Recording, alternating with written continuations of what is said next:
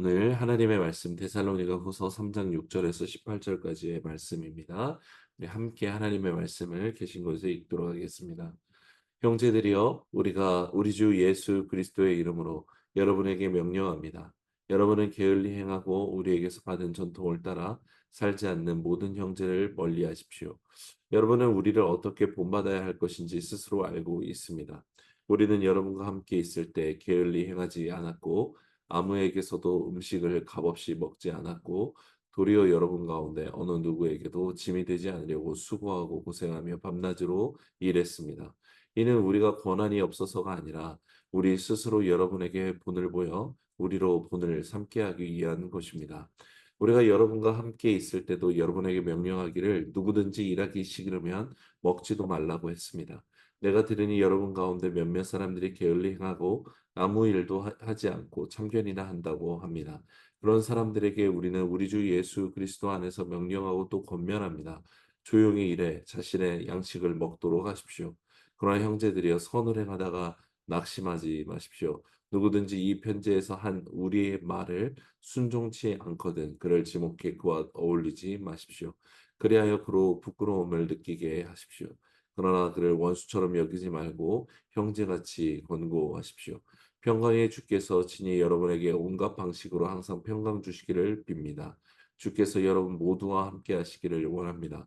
나 바울은 친필로 문안합니다. 이것이 모든 편지의 표가 되므로 내가 이렇게 씁니다. 우리 주 예수 그리스도의 은혜가 여러분 모두와 함께 하시기를 빕니다. 아멘.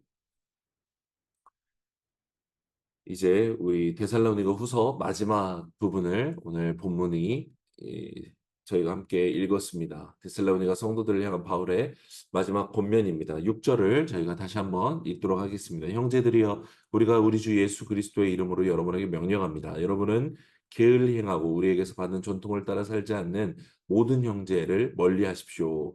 라고 말합니다. 여러분, 이 6절을 보면 지금까지 바울이 말하고 있는 어조가 완전히 다르게 바뀌어 있다는 것을 느낄 수 있습니다. 이전에는 성도들에게 권면하고 위로하고 그들을 자랑스럽게 여겼던 따뜻한 분위기였다면 이제 여러분에게 명령합니다라고 확실히 다르게 말하고 있기 때문입니다. 이런 바울의 표현은 데살로니가후서 3장 4절, 오늘 본문의 6절, 10절, 12절, 14절에 순종하라, 순종하지 않거든이라는 말까지 포함해서 5번 강조되고 있습니다. 내용을 살펴보면 가장 먼저 바울이 자신의 하고 있는 이 명령을 두고서 우리 주 예수 그리스도의 이름으로 명령한다라고 천명합니다. 내가 하는 말이 아니라 이것은 나 바울이나 내가 보낸 디모데나 다른 전도자가 하는 그냥 인간이 하는 말이 아니라 우리들의 주님이신 예수 그리스도께서 하신 그 말씀, 예수님의 이름으로 명령하는 것이다라고 강조합니다. 왜 바울은 예수 그리스도의 이름으로 이것을 명령한다라고 강조하고 있을까요? 바울은 3번에 걸친 전도 여행을 통해서 많은 곳에 교회를 세웠습니다. 그러나 바울이 세운 교회에는 거의 동일한 핍박이 따랐는데 그 중에 하나가 항상 바울이 복음을 전하고 나면 이 유대 근본주의자들로 여겨지는 사람들이 이 교회에 방문해서 바울이 전한 복음, 믿음으로 의롭다 여김을 받는 이 복음은 반쪽짜리에 불과하다라고 주장하면서 율법이 명령한 할례를 너네가 받아야만 하고 율법이 정한 이 정결법과 음식법 이런 의식법들을 너희가 지켜야만 구원을 얻을 수 있다라고 주장하는 대적자들이 항상 그 교회를 뒤따랐다라는 것이죠. 그래서 그 교회의 성도들은 이런 자들로 인해 거짓 교사라고 할 수 있는 이런 자들로 인해 항상 혼란을 겪어야만 했습니다. 그런 그들이 항상 바울을 공격했던 부분이 있는데 그것이 바로 바울은 예루살렘 교회로부터 정식으로 파송받은 사도가 아니었다라는 거예요. 우리 시대로 말하면 정식 파송받은 선교사가 아니기 때문에 그가 전하고 있는 복음은 틀렸다라고 공격했다라는 거예요. 그러면서 그들이 왜 그 사람이 바울이 왜 예루살렘 정식 파송받은 선교사가 아닌가라는 근거로 됐던 게 뭐냐면 저 바울이 자기가 일해서 돈을 벌어야만 선교를 할 수 있지 않느냐. 정식으로 파송받았다면 일할 필요가 없었다라고 공격했습니다. 그래서 바울은 항상 바울 서신의 많은 편지에서 첫 인사부터 자기를 사도로 부르신 분은 오직 하나님이시고 예수 그리스도라는 것을 천명하고 있었던 것입니다. 오늘 6 절에서도 "우리 주 예수 그리스도의 이름으로 명령한다."라고 적는 것은 자신이 사사로이 지금 전하고 있는 것이 아니라 예수 그리스도의 말씀을 전하는 것임을 밝히기 위함입니다. 동시에 자신의 메시지가 그저 도덕적 권면이 아니라 하나님의 명령인 것을 강조하기 위함도 있는 것이죠. 그런 바울이 전하는 메시지가 이제 6 절부터 12 절까지 기록되어 있는데 이 메시지들이 게으른 자들을 향해 기록되어 있다는 것을 알 수 있습니다. 그중에 11 절을 보면 "내가 들으니 여러분 가운데 몇몇 사람들이 게을리 행하고 아무 일도 하지 않고 참견이나 하고 있다."라고 합니다. 바울의 이 마지막 권면은 데살로니가 교회가 겪어야 됐던 세 가지 문제 중에 세 번째 문제였던 교회 내에 게으르게 행했던 자들로 인한 문제라는 것을 알 수 있고, 그들에게 그들을 어떻게 대해야 되고 그들을 어떻게 치리해야 어떻게 치리할 것인지에 대해서 굉장히 단호하게 말하고 있다는 것을 우리가 알 수 있는 것이죠. 이들의 게으름의 행태는 단순히 성실하지 않는 것의 문제가 아니었습니다. 먼저 왜 이들은 게으르게 살았고 교회에서 문제를 일으켰는지 살펴보기 원합니다. 성경학자들은 이들이 게을렀던 이유로 이 교회의 선한 사람들이 베풀었던 이 사도행전의 2 장에 나오는 그 구제의 기생에서 살아가는 게으른 자들이었다라고 보기도 합니다. 워낙 노동의 강도가 강했고 그 하루 벌어서 하루 먹고 살아야 했던 그 도시의 노동자 계층에 해당하는 사람들이 성도가 많았기 때문에 교회에서 은혜 받은 자들이 나누는 애찬의 음식을 통해 그냥 그렇게 먹으면서 주님의 다시 오시는 날을 그냥 바라면서 기생하고 있는 자들이 없다라고 말하기도 합니다. 또 다른 의견으로는 이 헬라 철학의 영향으로 육체는 부정하기 때문에 더 이상 육체 노동을 통해서 내 몸을 건사하는 것보다 주님이 곧 오신다라고 하는 그 날을 바라보면서 이 노동을 하지 않고 오히려 영의 구원을 받는 것이 더 중요하다라고 여긴 자들이었다라고도 봅니다. 더 중요한 것은 이들의 게으름의 공통된 이유는 주님이 다시 오시는 날을 믿는다는 이유로 오늘 일하는 것은 아무것도 유익하지 않다, 무익하다 여겨서 스스로 일하기를 포기한 자들이었다라는 것입니다. 이들은 주님이 곧 오시는데 오늘 육체를 위해서 일하는 것이 무엇이 중요하겠냐라고 말하면서 주님의 재림을 기다리는 행위로만 한 것이죠. 문제는 이들의 해석과 이들의 믿음의 행동들, 이런 것들이 다른 성도들을 시험에 들게 했다는 것입니다. 이들은 일하지 않는 자신들을 영적으로 높은 수준에 있는 사람으로 스스로 여기고 여전히 먹고 살기 위해 일하고 있는 다수의 성도들을 11절 표현대로 참견하고 비하했습니다. 이 11 절에 이 다른 사람을 참견했다라는 표현이 언어 유희로 굉장히 재미있게 표현하고 있는데, 원어를 그대로 표현하면 이 한 가지 단어를 긍정형과 부정형으로 쓰고 있습니다. "일하지 않지만 바쁘게 일하는 자들이다."라고 말해요. 영어로서 이 바쁘게 일하는다는 표현을 다른 사람을 참견하는 사람들을 표현하고 있는데, 바로 이 게으른 자들이 일은 하지 않으면서 누구보다 바쁘게 일했다라고 이 바울은 이 언어 유희를 통해 비꼬고 있습니다. 11 절에 이것을 지정하고 있는 것이죠. 외형적으로 보면 이들은 좋은 믿음을 가진 사람, 고차원의 믿음을 가진 사람들처럼 행동했지만 바울은 이들을 6 절에 자신들이 전한 전통을 따라 살지 않는 자들이다라고 말합니다. 10 절에서는 모두가 아는 사회 통반의 일반화된 격언에 해당하는 "누구든지 일하기 싫으면 먹지도 말라."고까지 말하면서 이들을 비판하고 있습니다.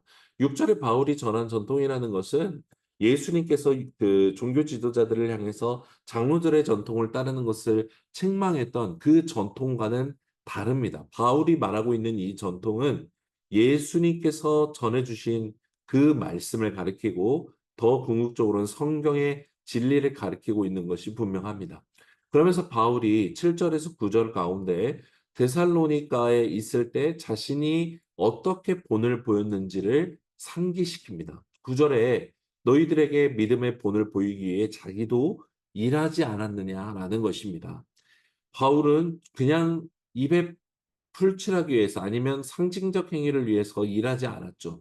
8절 하반절에 바울은 누구에게도 짐이 되지 않으려고 수고하고 고생하며 밤낮으로 일했다라고 고백합니다. 여러분, 바울이 복음을 전했던 데살로니가 도시도 다른 도시들처럼 대부분의 거주자들은 먹고 살기 위해 각지에서 모여들었던 종이나 외국인 노동자들과 같은 신세의 사람들이었습니다. 하루 일해서 하루 먹고 사는 사람들이었고, 쪽방에서 거의 이 성냥개비들처럼, 성냥갑에 누여져 있는 성냥개비들처럼 잠자면서 일해야 됐던 사람들입니다. 당연히 데살로니가 교회 성도들도 이런 사람들이 주류를 이뤘고, 그래서 그들이 믿는 하나님이, 이제 그들이 하나님을 주류하고 시인하기 시작하면서 그 사회 가운데 믿음을 고백하며 살 때 온갖 사람들에게 비난을 당하고 무시를 당할 뿐이었던 것입니다. 바울은 그래서 자신도 최선을 다해 일했습니다. 이 성도들의 호의와 섬김을 받을 수 있었지만 쪽잠을 자며 하루 종일 땀 흘려 일하는 수고를 아는 성도들에게 부담을 주기 싫었던 것도 있는 것이죠. 무엇보다 노동은 하나님을 예배하는 것입니다.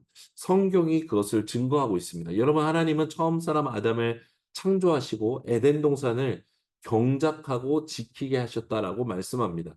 여기 경작하다라는 단어가 히브리어 아바드인데 구약에서 이 아바드는 예배하다로 굉장히 많이 번역된 대표적인 예배를 가리키는 히브리어 중에 하나입니다. 이게 무슨 의미입니까? 하나님은 우리 각자에게 지금 주신 그 일, 그게 엄마의 일이건 아내의 일이건 남편의 일이건 직장에서의 일이건 주어진 일을 최선으로 행하는 것, 경작하는 것. 여러분, 그것을 하나님은 예배로 받으신다라는 것입니다.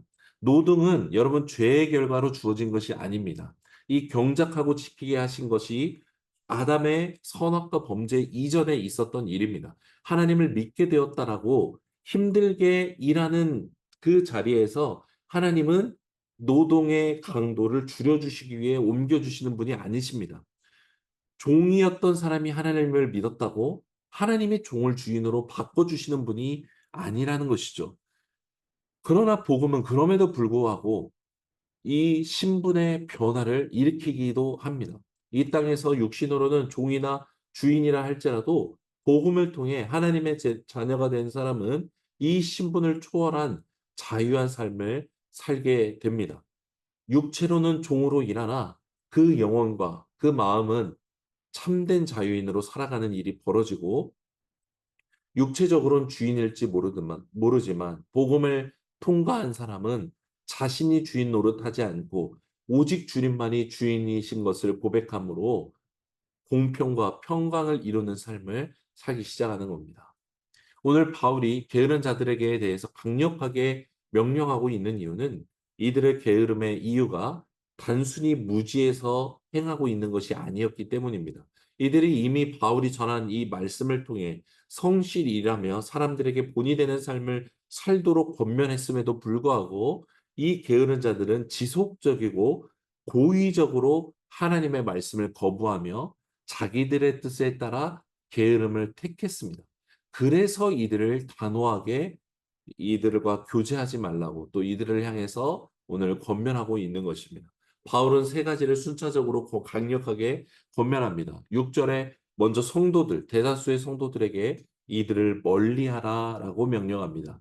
그리고 12절에는 이 소수의 게으른 자들을 향해서 조용히 일을 하고 자기 양식을 먹으라라고 명령합니다.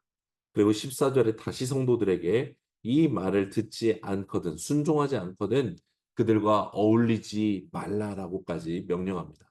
단호한 명령입니다. 악인을 허용하고 죄를 수용하기 시작하면 반드시 건강했던 사람도 죽음에 이르기 때문에 바울은 이들을 어울리지 말고 이들과 어, 멀리하라고 이렇게 명령하고 있는 것입니다.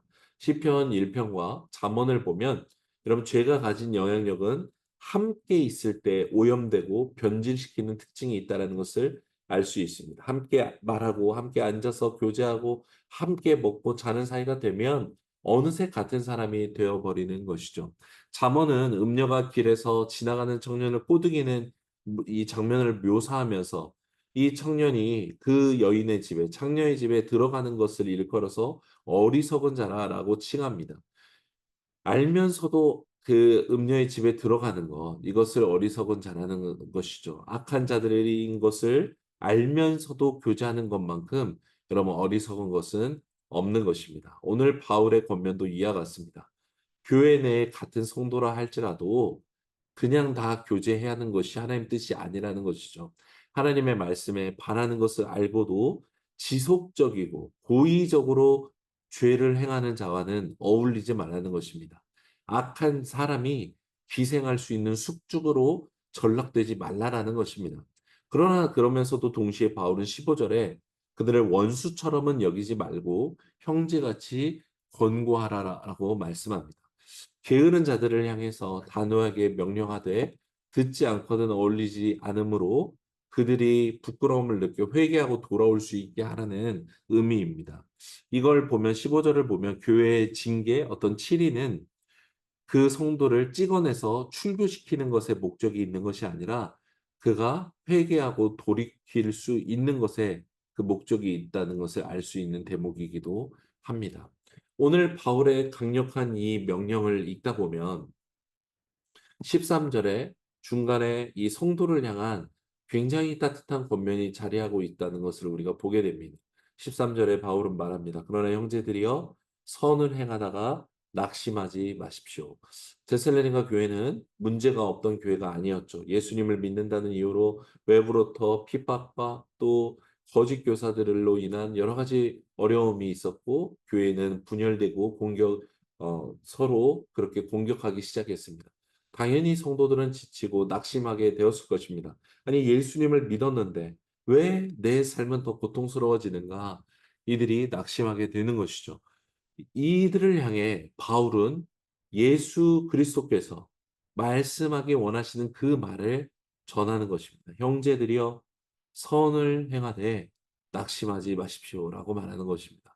여러분 진짜 예수님을 믿는 사람은 믿음의 여정을 걷는 중에 낙심하게 되더라도 하나님께서 전해주시는 이 말씀, 선을 행하되 낙심하지 말라라는 이 말씀이 들려지면 여러분 다시 살아날 수 있습니다. 오히려 전능하신 하나님을 믿는 믿음으로 살아가는 것으로 진정한 자기의 기쁨을 다시 회복할 수 있게 되는 것이죠. 주님은 오늘 믿음으로 서서 살아가는 성도들에게도 동일하게 말씀하십니다.